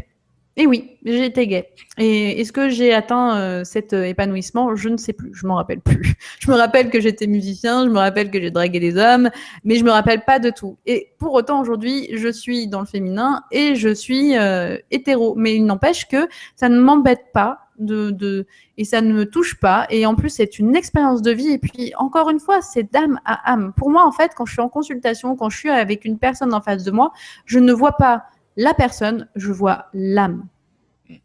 Et j'ai envie de rebondir là-dessus en disant aussi que peut-être de façon générale, c'est l'amour qui reste le plus important, que ce soit peu importe voilà, l'homosexualité de personnes, l'hétérosexualité, le plus important c'est l'amour. Et je pense que c'est ce qu'il y a de plus beau et de plus important entre deux êtres, c'est vraiment de s'aimer et c'est ce qui est la seule chose positive et je pense la plus grande raison pour laquelle on est là de toute façon et qu'on vit notre vie, je pense. Exactement. C'est beau ce que tu dis. Non, mais je suis poète, c'est parce qu'il est 3h52 du matin ici, donc voilà, c'est mon âme de poète qui vient. D'ailleurs, en parlant d'âme, je vais faire une transition comme ça. J'ai une question d'énergie, Lumi, qui nous dit « Quand on arrive au moment de fusion, l'âme peut-elle s'élever, quitter son corps ?» Alors, est-ce qu'on pourrait presque parler de sortie astrale dans ce cas-là, ou de choses comme ça ou... Alors c'est intéressant, oui, on peut sortir, faire une sortie astrale quand on est dans l'amour en fait et que on vit ce moment assez, on va dire enrichissant, assez spirituel. Eh bien notre âme peut rentrer en fusion avec l'autre âme et partir beaucoup plus haut. Et fusionner parce qu'en fait, encore une fois, c'est l'objectif. Je voulais vous partager un peu les images, comme ça vous allez les voir. Hop, j'ai justement une image qui est appropriée à ces propos. Voilà. Voilà, on va partir un peu plus haut et en fait, on va même monter. Quand on dit, vous savez, j'ai pris mon pied, il y avait une autre aussi, d'ailleurs c'était Calogero qui avait fait une chanson en apesanteur, mais il y a aussi une autre citation, oui, tu disais Mathieu, c'est quoi? Tu t'en rappelles? Oui, c'est le 7e ciel, merci. Voilà, le 7e ciel n'a pas été fait pour rien, tout simplement parce qu'en fait, dans la sexualité, si vous voulez, il est question aussi de fusionner et de monter là-haut pour ne faire plus qu'un. Voilà, on fusionne, on monte et on ne fait plus qu'un. Et du coup, on revient à la source. Quand les bachères ont totalement fusionné, elles reviennent à leur essence et ensuite elles redescendent sur Terre et elles reviennent à la source. C'est des moments de lâcher prise. N'oubliez pas une chose, c'est que la sexualité, quand elle est transcendée, c'est un moment de lâcher prise. On lâche totalement prise, on n'a pas peur, on se sent extrêmement bien et on peut aller très loin, très très loin. Non, 150 c'est mieux. On peut aller très très loin et vivre une sexualité épanouie. Voilà. Alors, là, on voit justement les petits personnages, pouf, pouf, pouf, pouf, ce 7e ciel, et du coup, on arrive à un moment de félicité. Alors, j'ai une question qui... oui. Alors, j'ai des questions qui arrivent sur le côté, mais j'ai également moi une question, c'est est-ce que tu peux définir exactement ce que c'est qu'un ou une bachère exactement? Quel est ce type de personne? Quel est l'objectif? Vu qu'on en parle beaucoup depuis le début, mais on n'a pas vraiment clarifié ce que c'est. La situation. C'est ça. Est-ce que tu peux expliciter un peu plus là-dessus? Alors, bien évidemment que vous pouvez vivre une sexualité hyper épanouie hors votre bachère. La bachère, c'est votre contrepartie divine. C'est-à-dire que quand vous êtes venu dans l'univers, vous aviez un espèce de plus et moins. Vous voyez, une espèce de boule avec un plus et moins. Et dans cette boule, il y a une partie qui était votre moins et de l'autre côté, il y avait la partie plus. Et en fait, elles se sont séparées. Et un jour, un moment, elles ont une mission, c'est de se retrouver et de refusionner ensemble pour pouvoir aider une plus grande partie. La bachère, c'est votre contrepartie divine. Ce n'est pas votre flamme jumelle, puisque la flamme jumelle, c'est une partie de votre essence à vous, rien qu'à vous. D'accord. Mais merci beaucoup pour cette réponse, pour ces éclaircissements. Alors, j'ai des questions qui arrivent. Donc, alors, une question de TRA qui nous dit « La sexualité en rêve, que veut-elle dire ?» Alors, est-ce que je pense que peut-être les rêves érotiques, ce genre de choses, alors voilà. Est-ce que c'est une signification spirituelle, vu qu'on connaît, je pense qu'on connaît la signification plus corporelle et biologique, mais est-ce que ça peut avoir une signification spirituelle? Alors, la sexualité en rêve, elle peut revêter plusieurs choses. Elle peut être juste l'expression de votre ego, d'accord? Quand vous rêvez la nuit, en fait, une partie de votre corps, bon, il y a le corps physique qui est là, mais d'autres corps subtils qui sont les corps inférieurs, c'est-à-dire le corps éthérique, qui nourrit votre énergie vitale, donc votre corps, le corps émotionnel et le corps mental restent à côté de vous. Ensuite, il y a le corps astral qui, pouf, avec son cordon, se balade et les autres corps qui sont dessus se baladent. Donc, à un moment, vous pouvez vous rappeler d'un rêve simplement sexuel de votre ego. Ah, j'ai vu une super nana, hops, hops, hops. Ensuite, il y a d'autres rêves. Vous allez aller dans le voyage astral et vous allez avoir une sexualité extrêmement intense dans l'astral. Mark O'Byrne, dans son livre 0,01%, en parle très, très bien de cette sexualité où il emmène sa compagne, en fait, avec lui dans l'astral et puis ils vivent des moments de félicité. La sexualité, donc, on peut la vivre dans l'astral. On peut la vivre même dans l'astral avec sa bachère. C'est-à-dire que vous êtes en train de dormir, votre bachère à l'autre bout du monde est en train de dormir ou pas. Et en fait, elle pense à vous, vous pensez à elle, et vous vous connectez et il se passe quelque chose de fort. Ce qui est très marrant, c'est que, encore une fois, dans la sexualité avec la bachère, c'est que je rencontre beaucoup de personnes qui retrouvent leur bachère et elles sont à l'opposé du monde. Et du coup, parfois, ils vivent des expériences hyper intenses séparément. C'est-à-dire qu'ils sont séparés physiquement, mais en fait, dans leur énergie, dans leur astral, dans cette énergie astrale et dans leur âme, ils vivent quelque chose de ultra fusionnel et ils ont pu faire l'amour dans l'astral. D'accord. Et justement, ça, Janice nous dit, il faut, et je pense qu'on peut être d'accord là-dessus avec tout ce que tu nous dis justement par rapport à l'astral, c'est qu'il faut vraiment détacher l'idée de reproduction biologique de la sexualité. Voilà, c'est exactement. Quitter cette idée-là. Alors, j'ai beaucoup de réactions. Alors, j'ai Merline qui est une de tes grandes fans qui nous dit « J'apprécie toutes les émissions de Claire, ses explications et son verbe sont d'une telle fluidité. Merci vivement les vibrateliers » avec un grand sourire. Voilà. Merci Merline. Alors, j'ai également d'autres questions. Alors, Thérèse me dit « Merci Mathieu, mais écoute, il n'y a pas de quoi, c'était avec plaisir. » Et il y a une question de la part d'Eddie qui nous demande « Dans les autres dimensions, vit-on la sexualité comme nous sur Terre ?» Bonne question, Dédi. Non, on la vit pas forcément de la même façon. Alors après, j'ai envie de faire un petit clin d'œil à une série que j'ai regardée qui s'appelait Defiance, série de science-fiction où la Terre est terraformée et il y a d'autres espèces extraterrestres qui viennent sur Terre et en plus ils peuvent s'accoupler, par exemple les cassis peuvent s'accoupler avec des humains. Je pense qu'on peut s'accoupler avec d'autres espèces extraterrestres. Je pense que si la Terre a réussi à se reproduire avec un corps, avec une femme et un homme, il n'est pas impossible que sur d'autres sphères, sur d'autres planètes, il y ait aussi des humanoïdes qui ressemblent qui ont à peu près les mêmes appareils reproducteurs que nous. Donc, qui pourraient s'accoupler. Mais tous n'ont pas la même sexualité. Moi, mes connexions, désolée, j'ai un peu d'eau, je vais prendre un peu d'eau. Les connexions que j'ai avec d'autres connexions extraterrestres ne s'accouplent pas tous de la même façon. Et je vous dirais une chose. Vous savez, dans les films, on parle beaucoup, on voit des extraterrestres différents. Et je vous dis encore une chose, c'est que ce qu'on voit dans les films, pour moi, c'est une réalité sur une autre planète. Quand on voit la connexion dans Avatar, on voit que la sexualité se passe totalement différemment. Et sur Avatar, c'est très intéressant et ça existe. Il y a des planètes qui sont comme ça. C'est de connexion à connexion. C'est comme si en fait il y avait un câble réseau. C'était exactement la sensation qu'on a eue. C'est ce câble réseau qui se branche en fait, qui se connecte et ils peuvent vivre cette sexualité transcendée et ils peuvent justement lâcher totalement leurs énergies et communiquer entre énergies. Il y a aussi des sociétés où en fait le clonage existe. Il n'y a pas de sexualité, c'est-à-dire qu'en fait on clone certaines espèces. Il y a une mère pondeuse et puis on fait du clonage. Donc la sexualité n'existe pas partout et elle existe différemment sur d'autres planètes. Et justement, par rapport à ça, j'ai envie de faire un clin d'œil à Mohamed, d'ailleurs, s'il nous écoute, parce que de la chaîne Ufologie et Secret Historique, donc pour tout ce qui parle justement d'abduction, vu que je sais qu'il y a beaucoup de témoignages de personnes qui ont été enlevées, abductées par extraterrestres, qui ont subi des expériences de reproduction, ce genre de choses. Donc voilà, je pense que ce sera peut-être un sujet que Mohamed pourra traiter par la suite. Donc n'hésitez pas à aller faire un tour sur sa chaîne, justement. C'est lui qu'il faut poser toutes ces questions. Oui.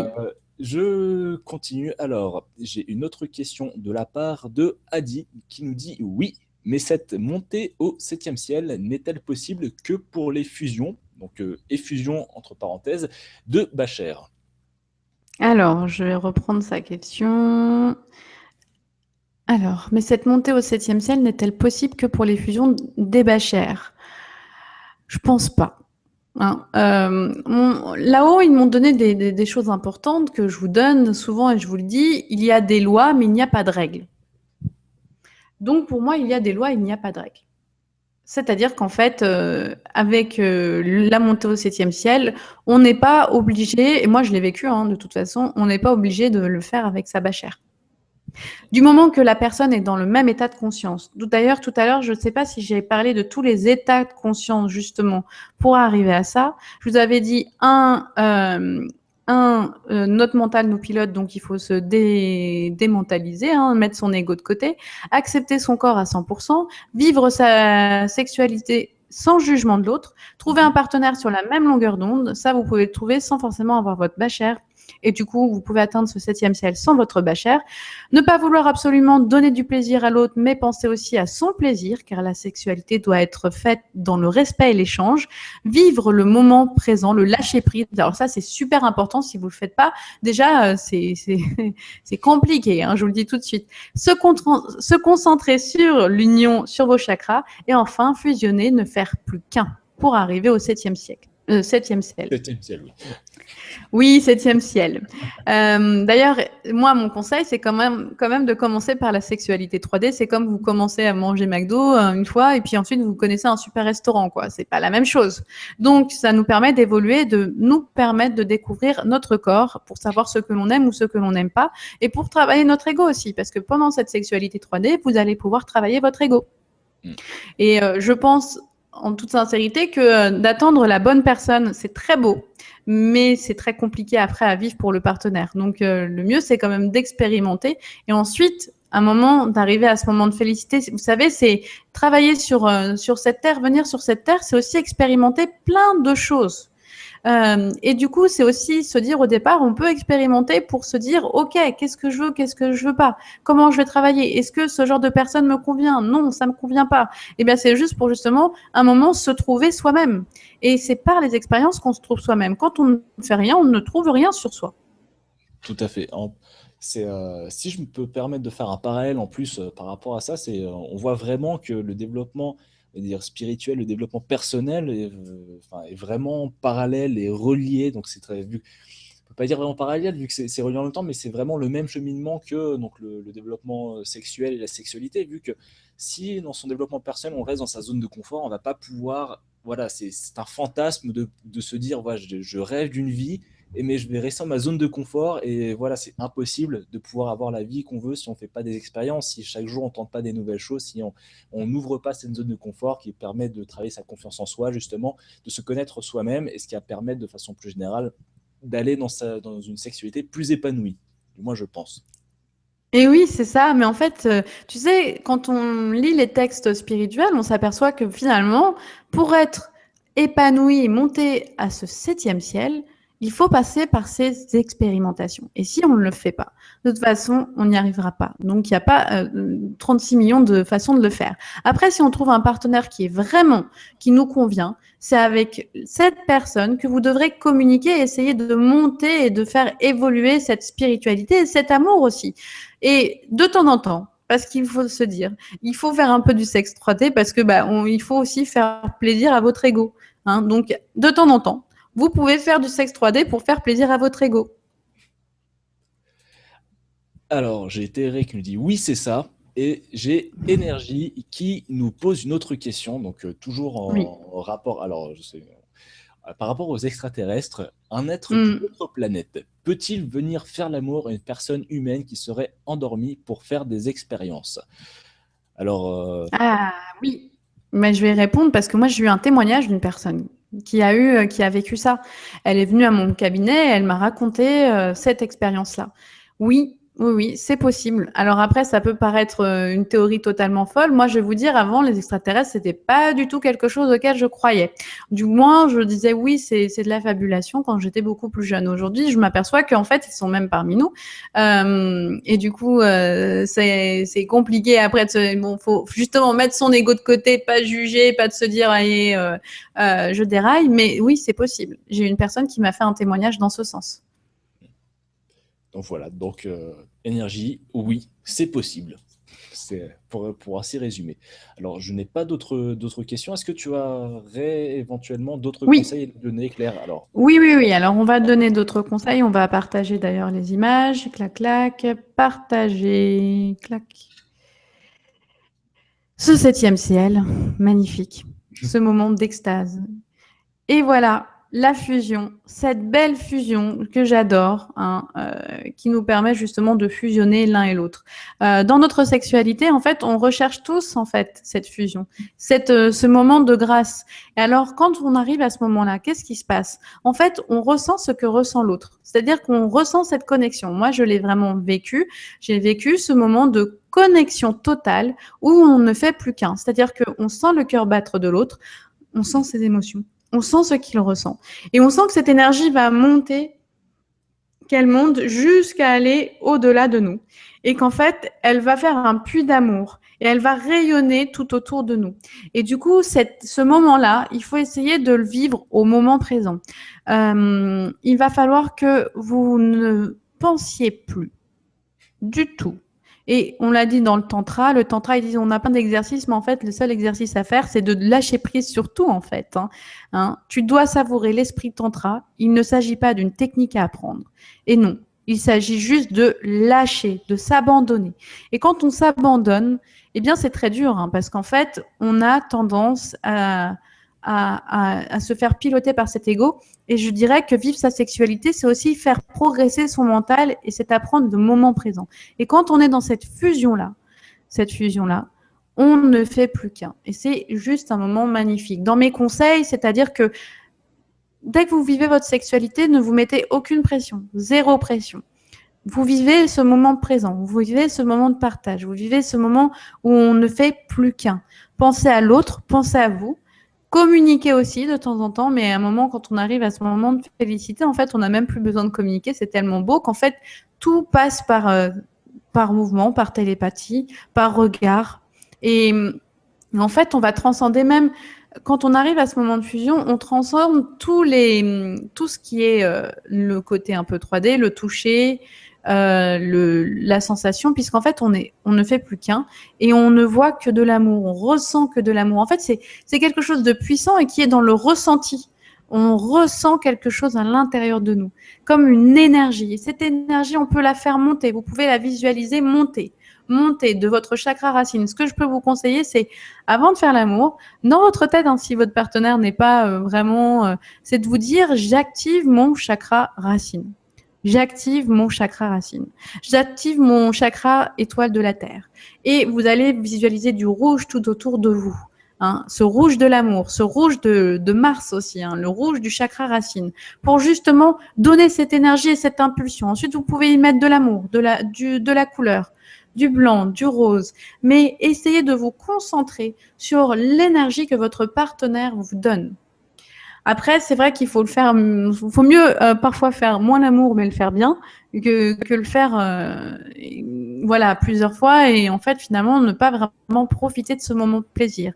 Et pareil, dans la sexualité, n'oubliez pas que nous avons un corps et que ça passe aussi par le toucher, au départ, en tout cas par les sensations. Le toucher, hein, la joie, le plaisir.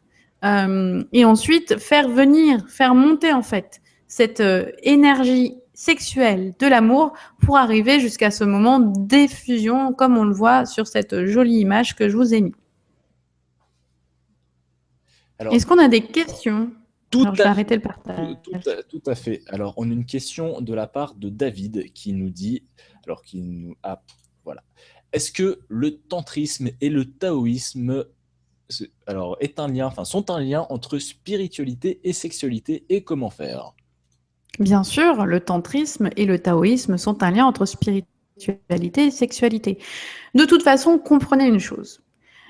La sexualité passe au départ par l'ego. Que l'autre objectif, c'est de rentrer dans l'âme. Le tantrisme va vous permettre d'arriver, les exercices sont très intéressants et vont vous permettre d'arriver à ce moment de grâce. Et le taoïsme, avec les informations spirituelles que Tao dit, mais même des choses simples. Le passé n'existe plus, alors ça sert à rien d'y penser. Le futur n'est pas encore là, alors ça sert à rien d'angoisser. Vivez le moment présent. C'est ça. En fait, tous ces écrits nous délivre des informations pour vivre sa sexualité et la transcender tout le négatif en positif. Malheureusement, aujourd'hui, la plupart des gens ne vivent pas cette sexualité comme telle et ils passent à côté de quelque chose, mais juste de puissant. Et puis, quel est l'intérêt de faire ça? C'est qu'après, vous allez rentrer avec une énergie d'amour, parce que vous allez la ressentir, cette énergie d'amour. Donc, vous allez ressentir cette énergie d'amour, de joie et de félicité. Après, quand on arrive à un niveau super high level, eh bien, on arrive à ne plus avoir besoin d'un partenaire et d'arriver dans ce moment d'extase et de joie permanent. Mais pour le commencement, c'est toujours bien de le passer et de le vivre au moins une fois, voire même plusieurs fois, par la sexualité, parce que ça nous permet de voir comment on peut y arriver. Et de toute façon, ça reprend les étapes du mental. Regardez, quand je vous parle de Mathieu Ricard qui cite les 5 étapes de la méditation. La première, vous avez trop de pensées. Au départ, moi, ma sexualité, c'était que ça. Deuxièmement, vous avez un moment de calme et de pensée. C'est exactement ce qui s'est passé. Troisièmement, vous allez être vraiment bien, donc vous allez être dans le moment de la sexualité. Et puis, il va y avoir un bruit extérieur qui va vous rappeler à l'ego. Paf, c'est exactement ce qui se passe. À un moment, vous allez, je sais pas, vous allez voir un truc, tiens, demain, je dois aller faire les courses. Je sais pas. Ça va vous arriver. Quatrième chose, quatrième point et quatrième étape, c'est vous avez carrément un moment de calme. Hein, c'est le lac paisible avec quelques vagues de pensée. Et c'est vrai. Là, vous allez dire, tiens, je dois tourner à gauche, je dois faire à droite. Tiens, c'est peut-être cette position. Et puis à la fin, c'est le calme plat. C'est-à-dire que quand vous allez faire l'amour, il n'y a même pas besoin de mots. Il n'y a plus besoin de mots. Et vous allez vivre ce moment, waouh, d'énergie, de transcendance. Et ça va vous permettre de vraiment ne faire plus qu'un. Voilà, j'espère que j'ai répondu à ta question, David. Je pense que c'était effectivement une réponse en plus hyper complète. De toute façon, David, si tu as d'autres questions, n'hésite pas à nous en envoyer dans la chatbox. Alors, Thérèse nous dit l'amour. Eh bien, écoute, nous sommes d'accord avec toi. L'amour. Je pense que c'est vraiment le mot de ce soir, de toute façon, de ce qui transparaît en fait, de ce qui sous-entend de tout. C'est, je pense, on peut dire l'amour est la base de tout, même d'une relation sexuelle épanouie. Je pense en tout cas. Est-ce que Mm. D'ailleurs, c'est une question. Est-ce que pour est-ce que l'amour est vraiment nécessaire dans une relation sexuelle pour justement atteindre toutes ces étapes, ou juste un travail sur soi au niveau de son mental avec son partenaire sans Ah, c'est une bonne nécessairement question. l'aimer peut mener à cet état de grâce? Alors, c'est une très bonne question que tu poses là. En fait, l'amour, il doit être sur plusieurs plans. Déjà, je m'aime et la personne en face, votre partenaire, s'aime. S'aime à 100%. Bon, si c'est à 80%, c'est déjà bien. On s'aime on s'aime chacun. Ensuite, on doit s'aimer tous les deux. Parce que si c'est un faux amour, disons que c'est un amour égotique, alors faux amour, ça n'existe pas, Claire, oh là là, c'est mon ego qui me joue des tours. Si c'est un amour égotique, et ben en fait, c'est pas l'amour sur la même longueur d'onde. N'oubliez pas ce que je vous ai dit tout à l'heure, être sur la même longueur d'onde. Et l'amour doit être connecté aussi. C'est-à-dire que si vous êtes avec une personne en face de vous qui est sur la même longueur d'onde et qui se connecte à votre amour, ouais, ça va créer cet amour. Et je pense que même si par exemple il y a de l'amour entre deux personnes, mais vraiment un amour honnête, hein, pur et sincère, sauf qu'il y a un des deux partenaires qui est encore dans le mental et dans l'ego et qui n'a pas franchi toutes ces, on va dire tous ces moments-là, eh bien l'autre va pouvoir l'accompagner, mais il y aura un moment de dissonance forcément pour arriver à un moment ensuite à cette moment de félicité. Mais même quand on s'aime, même quand les deux personnes s'aiment elles-mêmes, mais qu'il y a encore un travail sur l'ego à faire, c'est pas tout de suite forcément gagné pour arriver à cette fusion. Donc vous voyez, il y a plusieurs étapes quand même. Il y a tout un travail, de toute façon, c'est ce qui est passionnant aussi, vu que par rapport à la sexualité, par rapport à tout, justement, la vie permet de tester plein de choses, de se faire vraiment plein d'expériences, de poursuivre des choses qu'on n'a peut-être pas pu finir dans l'ancienne vie, qu'on va pas forcément finir dans celle-là, qu'on pourra retester dans la suivante. Donc, c'est quelque chose que moi, en tout cas, je trouve fascinant. Et d'ailleurs, il y a Eva Lala qui nous repose une question, alors qui n'est pas vraiment une question, mais qui nous dit: spiritualité, sexualité et maladie, comment se libérer pour s'épanouir? Alors, c'est une question assez Ah, générale. c'est complet. Ouais. Mais au passage, d'ailleurs, David est très satisfait de la réponse que tu lui as donnée. Donc, il nous dit merci, très complet, avec un sourire. Donc, Ah, refaisons. tant mieux. Donc, voilà, la question d'Evalala: spiritualité, sexualité et maladie, comment se libérer pour s'épanouir? Alors, la spiritualité, sexualité et maladie ont 3 points communs. On l'a dit encore, l'ego. L'ego, notre mental. Pourquoi? Parce que dans la spiritualité, nous évoluons et nous devons transcender notre ego. La sexualité, nous devons évoluer pour arriver à cet épanouissement, transcender notre ego. Et la maladie, c'est le mal a dit. N'oubliez pas ce que vous a dit Bouddha. Il a dit: les mots peuvent détruire ou guérir s'ils sont justes et bons. Ils ont le pouvoir de changer le monde. Eh bien, en fait, la maladie, c'est pareil. La maladie, c'est le mal a dit. Il dit quelque chose.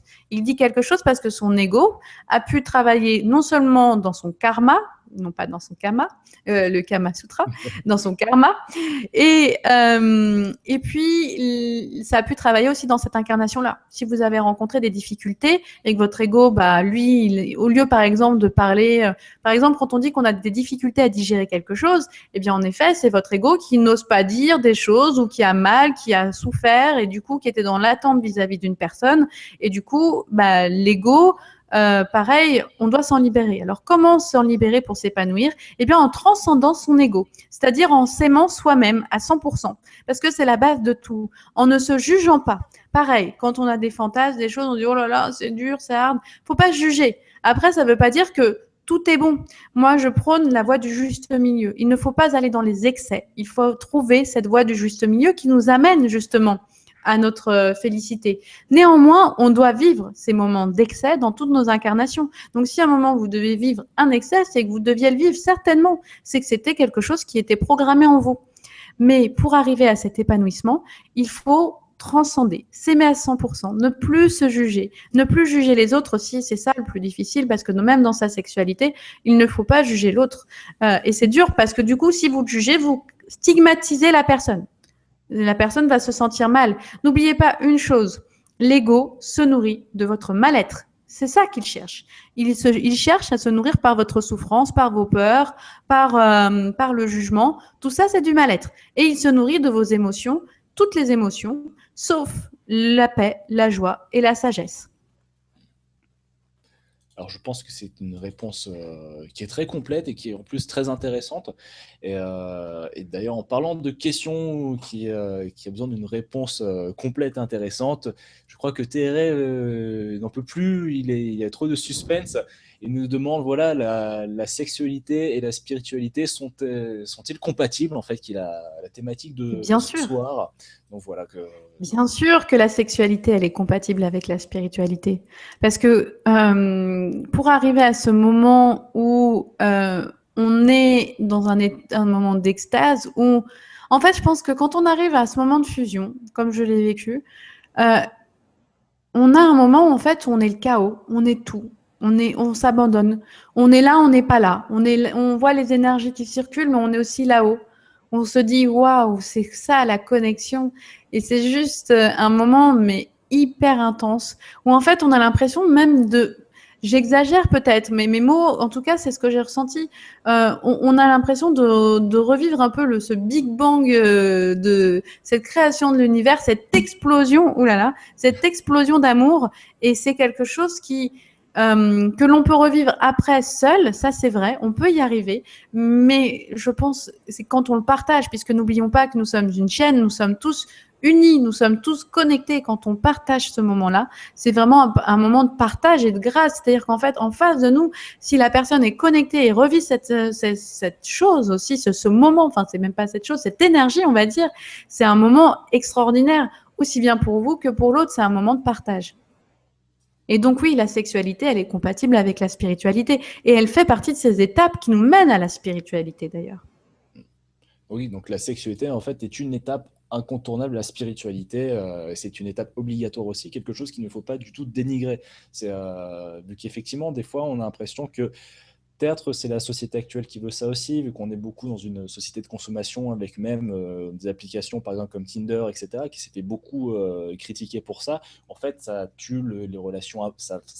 C'est pas le responsable de ça, mais ça incite justement à ne plus aller dans la relation humaine ni la connaissance de l'autre, mais plus vraiment à avoir du sexe sur demande et juste ce qui donne peut-être une mauvaise image de la sexualité et ce qui renforce un peu ce côté de sexe sale alors qu'il ne l'est pas, comme tu le disais tout à l'heure. Voilà, le sexe n'est pas forcément sale et au contraire, c'est une étape extrêmement importante pour le développement personnel de chacun.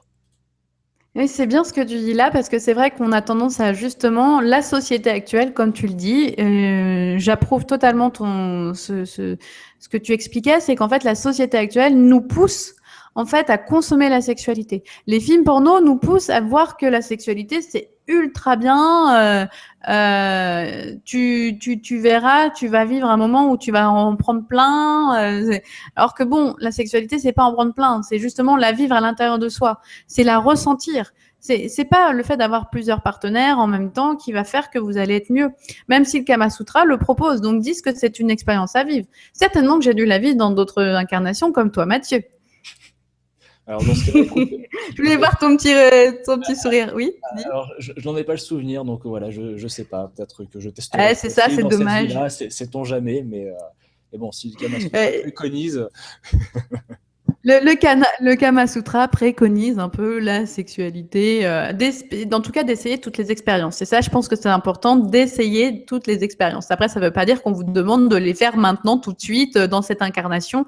Après, il y en a qui sont arrivés à différents niveaux de conscience. Et quand on est en couple, après, à un moment, on a envie aussi de passer à tout ce qui est un peu expérience physique, mais d'arriver à quelque chose de plus transcendant, qui nous amène vers la connexion avec là-haut. Et moi, franchement, pour avoir connu le physique et pour avoir connu la transcendance, je vous cache pas qu'aujourd'hui, le physique, bah ouais, c'est bien, mais ça m'intéresse moins. Il n'empêche que de temps en temps, ça peut faire du bien. Tout est juste. Mais c'est vrai que dans la consommation actuelle, en tout cas, ce que préconise Internet, ce que nous montre Internet, c'est de la consommation de la sexualité. Ça nous amène pas du tout à travailler sur soi. Non seulement ça crée des complexes, parce que je vais pas vous dire, mais quand on voit des femmes super bombasses qui se font refaire leurs seins, eh bien on se dit mais non, mais je suis pas comme ça. Puis en plus, bon, elles font des trucs que moi je suis pas capable de faire, mais en même temps on ne vous demande pas ça. Hein. On ne vous demande pas ça. Deuxièmement, même pour les hommes, ils doivent se dire je dois être performant. En plus, je dois avoir un sexe énorme, je dois leur donner du plaisir. Ouloulou, et puis c'est technique. Lâcher prise avec tout ça, hein, parce que c'est pas comme ça. Là, on est dans le jugement, on est dans l'ego. Et même avec l'application, les applications, c'est vrai qu'on a tendance à consommer. Après, je vous dirais qu'on peut quand même trouver l'amour sur ce genre d'application. Ça dépend comment vous utilisez. Encore, tout est utile, mais ça dépend comment vous utilisez ces applications. Il y a des personnes qui sont extrêmement timides, qui n'oseraient pas aborder une personne dans la rue et qui vont utiliser cette application parce que c'est leur seul moyen de communication. J'en connais. Et c'est d'ailleurs comme ça qu'un de mes amis a rencontré l'amour et la femme de sa vie, mais parce qu'il n'était trop timide. Il faut savoir que tout est utile et tout est juste. Après, il faut savoir bien l'utiliser. C'est toujours le plus important. En fait, oui, c'est toujours une histoire du juste milieu de toute façon. Et voilà, les expériences sont importantes dans tous les cas pour au moins savoir se connaître, savoir ce qu'on aime, ce qu'on n'aime pas. Et justement, savoir aussi visualiser la sexualité peut-être parfaite qu'on souhaiterait avoir comme un style de vie qu'on souhaiterait. C'est important de faire des expériences et c'est peut-être la même chose pour la sexualité. Je pense que c'est même pas peut-être, c'est la même chose. C'est comment savoir que quelque chose qu'on va nous épanouir, alors si on l'a pas testé, etc. Après, il y a des étapes par étape et c'est une chose importante et surtout ne pas se brusquer, se respecter et respecter son partenaire sont les choses les plus importantes. Exactement. Il y a Adi Galia qui dit 21h23. Moi, j'ai dû en faire assez dans mes vies antérieures parce que dans cette vie-là, c'est plutôt calme. Lol, c'est la minute confidence. Bon, on lance un appel hein, si personne serait intéressé de rencontrer une personne pour partager déjà parce que je pense qu'Adi, c'est vraiment un partage, c'est une envie de communiquer. Et ben peut-être qu'à un moment, Adi, tu trouveras la personne qu'il te faut. En tout cas, il faut faire. Ah oui, il faut faire attention. Il faut se dire que quand on vit plein d'expériences dans nos sexualités passées, eh bien c'est vrai qu'à un moment, comme on les a faites, à un moment on arrive à un stade où on a envie de vivre les choses différemment. Et peut-être que toi, Adi, ton truc, c'est aussi d'apprendre cette transcendance, cette sexualité par soi-même. C'est possible aussi. Hein. Ça peut, voilà, c'est possible. C'est pas quelque chose qui. Ça veut pas dire que la sexualité avec une autre personne, c'est pas bien, c'est très bien. Mais tu peux peut-être arriver à un autre niveau. Alors, il y a Eddie qui nous dit très belle conférence, riche en énergie positive. Le lâcher-prise de l'ego mis de côté. Merci à vous deux. Eh bien, écoute, Eddie, il n'y a pas de quoi. Merci à toi de nous avoir suivis ce soir. Merci beaucoup. Il y a également donc Adi qui nous dit, c'est dur à dire. Adi nous dit que, alors, j'ai pas dit que c'était 0 non plus, Claire avec un sourire. Non, mais je sais, mais je dis que parfois ça peut être possible. D'ailleurs, il y avait aussi TRT qui a dit tu as fait un couple Claire et c'est grâce à toi. Ouais, je m'en rappelle. Bah oui, bah gros bisous d'ailleurs à toi TRT pour ça. Oui, moi aussi, je suis agence matrimoniale de temps en temps. Très bien, ça arrive. Ouais, c'est les vies antérieures, la médiumnité, la voyance. Non, ça ne suffit pas, donc c'est pour ça que tu te lances. Non, mais en fait, une de mes missions de vie aujourd'hui, c'est aussi d'aider les bachers. Ça, je peux vous le dire. Je coach pas mal de bachers et c'est vrai que c'est pas facile parce que les bachers, en plus, dans leur sexualité, non seulement avant de vivre la sexualité, c'est qu'ils se connaissent par la pensée. C'est marrant. Alors moi, je viens de découvrir que je disais un terme d'une autre langue. Je viens de comprendre pourquoi je le disais. Mais Nefertiti, que je connais, qui est la réincarnation, une personne qui est la réincarnation de Nefertiti, parlait par exemple couramment le coréen, parce que sa bachère est coréenne, et qu'elle avait déjà vécu par le voyage astral, une sexualité avec avec sa bachère. Donc, en fait, c'est très compliqué avec les bachères, c'est qu'on est connecté, mais on est connecté à distance. Et du coup, j'en coach pas mal. Donc, c'est vrai que c'est extrêmement troublant. On peut faire l'amour dans l'astral, et puis quand on rencontre sa bachère, au départ, elle nous fait mais c'est qui ça? Je la connais pas. Enfin, et puis même physiquement, tu ne corresponds pas à mes critères. Mais ça, c'est votre ego. Votre ego a des critères. Pareil, dans la sexualité, on se base sur des critères. Mais ça, c'est l'ego qui crée des critères. L'âme ne juge jamais. C'est une belle parole, d'ailleurs, justement, que l'âme ne juge jamais. C'est quelque chose qui est très beau. Alors, je n'ai plus pour l'instant, je n'ai plus de questions, donc je pense que tout a été... On va finir, il est 21h27. Ah bah oui, il est 21h28 ici. Bon, j'essaie ouais, 28. Non, en fait, chez toi, il est quelle heure? Il est 4h. Chez toi, il est quelle heure? Il est 4h28. 4h. Ouais. On remercie Mathieu pour tenir jusqu'à 4h30 du matin après sa soirée version chinois et version nouvel an chinois avec l'année du singe. Youh. Non, on va terminer. Moi, j'ai terminé. Je pense que pour une première émission d'1h30, c'est pas mal. Alors, attends, j'ai une question qui est de Salossin qui dit « Bonsoir, j'arrive seulement. C'est quoi la bachère ?» Alors, écoute, c'est un peu triste d'arriver maintenant, vu que là, on va finir. Mais bon, on va quand même répondre à cette question pour reclarifier les choses. Alors, Claire, peux-tu nous réexpliquer ce que c'est exactement une bachère, s'il te plaît ? Oui, on fera une émission, hein, Salossin Messager. Sache aussi que tu pourras retrouver cette émission en replay sur CTVM TV. Alors, la bachère, c'est quoi? C'est ta contrepartie divine. C'est-à-dire qu'au moment de la création, pouf, il y a eu une petite boule, je la refais avec ton plus et ton moins. Et puis, en fait, après, ces deux énergies se sont séparées. Leur objectif, c'est se retrouver et ne faire plus qu'un. Donc, c'est ta contrepartie divine à ne pas confondre avec la flamme jumelle qui est juste une de tes parties à toi, qui vient de ton essence. Voilà, j'ai pu répondre à cette question. Voilà, au moins, il a bien fait de venir. Et donc, comme tu l'as dit, Claire, l'émission est en replay. Et donc, je pense que là-dessus, on va pouvoir clôturer. Alors, il y a plein de monde qui nous disent merci. Donc, on va les remercier aussi. Donc, Adi dit « Bon, ben, dors bien, Mathieu. Maintenant, bisous à vous tous. » Eh bien, nous t'embrassons aussi, Adi. C'était un plaisir de faire cette émission. Il y a également... Hop, Énergie qui nous dit « Oui, merci à tous les deux, Claire et Mathieu, pour avoir choisi ce thème. » qui crée trop de tabous dans notre société. Mille merci et gros bisous. À bientôt. Eh bien, écoute, à bientôt, Énergie. Ça nous a fait plaisir de faire cette émission, de toute façon. Et voilà. Il y a Alexis qui nous dit également merci pour cette conférence. Eh bien, merci à Alors, toi, attends, Alexis. je fais un petit coucou. Juste à Alexis, que c'est un ami, et en plus il est asiatique, donc bonne année, hein, Alexis. Hein. Non, je m'amuse, là, c'est mon tir. Non, bonne année, des gros bisous. Moi, j'adore Alexis. Donc, pour tout le monde, de toute façon, merci à vous tous d'avoir suivi cette conférence. Merci Salossin, merci TRM, merci Henri Mathieu, merci Adi, merci Valala, merci à tous ceux qui ont participé, merci à tous ceux que je ne cite pas parce que je ne vois pas ou peut-être que j'oublie, parce que j'ai beaucoup de monde à penser et voilà, pour ma décharge, il est tard et voilà, je me trouve des excuses. Et donc sinon... sur CTVM, demain, vous pourrez retrouver Delphine donc, sur la chaîne Beauté et Relaxation, pardon, qui va faire une émission sur l'hypnose avec Franck Zam à partir de 20h, justement. C'est sur quoi peut nous apporter l'hypnose, sur le bien-être, la beauté, la relaxation. Donc, n'hésitez pas à assister à cette émission, à lui poser des questions. Et nous, de toute façon, on se retrouve avec Claire la semaine prochaine, c'est bien ça, à 20h. Oui. Pour parler du channeling. Oui, du channeling, et on va dire, est-ce que le channeling est dangereux ou pas? Vous allez en apprendre sur le channeling, donc ça va être très intéressant.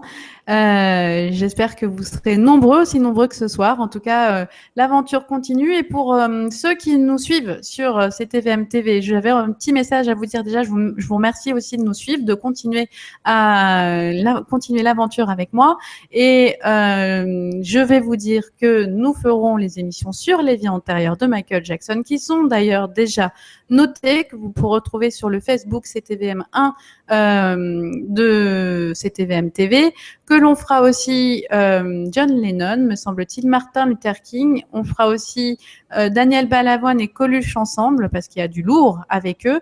Et on fera le premier vibratelier en mars sur le chakra troisième partie. Alors c'est vrai que Mathieu, va falloir que je te renvoie les chakras première partie, deuxième partie, que j'ai fait avec Nora, qui a lancé sa chaîne et que je salue ce soir, qui a fait Nurea TV. Et on finira du coup les chakras ensemble, puisque Nora n'a pas voulu venir sur cette TVM TV, mais je le ferai avec toi. Du coup, tu vas apprendre énormément de choses sur les chakras. En plus, on en a parlé ce soir. Et du coup, je vous remercie tous pour cette belle soirée. J'espère que vous en avez appris énormément. Je sens que tu es un petit peu fatigué, mais il y a encore des gens qui te disent merci, Mathieu. Il y a plein d'amour. On t'envoie plein d'amour, Mathieu. Comme ça, voilà, tu auras une bonne nuit avec plein de félicités et de belles énergies. Merci beaucoup. En plus, non, c'est la série, je fatigue un petit peu, mais c'est vraiment à cause du nouvel an chinois qu'il y a eu hier soir. Donc, ça fait deux grosses soirées. Donc, dans la semaine prochaine, je promets, je serai en pleine forme, en bien meilleure forme, etc. Mais en tout cas, ça m'a fait vraiment plaisir d'être là ce soir avec vous tous. Et donc, voilà, je pense que là-dessus, je vais clôturer cette émission. Je ne sais pas si tu as quelque chose à rajouter, Claire, ou... Non, non, je fais des gros bisous à chacun. On se retrouve la semaine prochaine à 20h sur le sujet du channeling.